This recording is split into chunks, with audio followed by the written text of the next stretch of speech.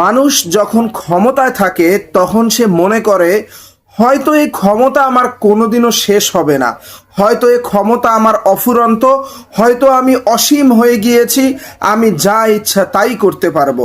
কিন্তু মানুষ ভুলে যায় যে ক্ষমতা একমাত্র আল্লাহ পাক রব্বুল আলামিনের জন্যই চিরস্থায়ী, এবং দুনিয়ায় যত মানুষ আছে, যত ক্ষমতা আছে, সব কিছুই ক্ষণস্থায়ী।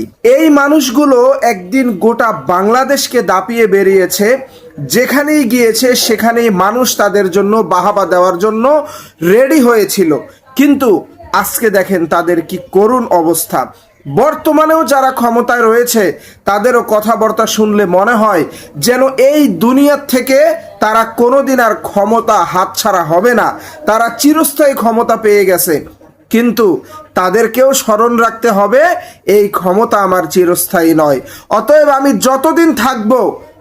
যতদিন ক্ষমতায় থাকব ততদিন আমার উচিত মানুষের জন্য কাজ করা, মানুষকে হিংসা না করা, মানুষকে ট্যাগ না দেওয়া, মানুষকে নানান ধরনের বিভিন্নভাবে ছোট না করা।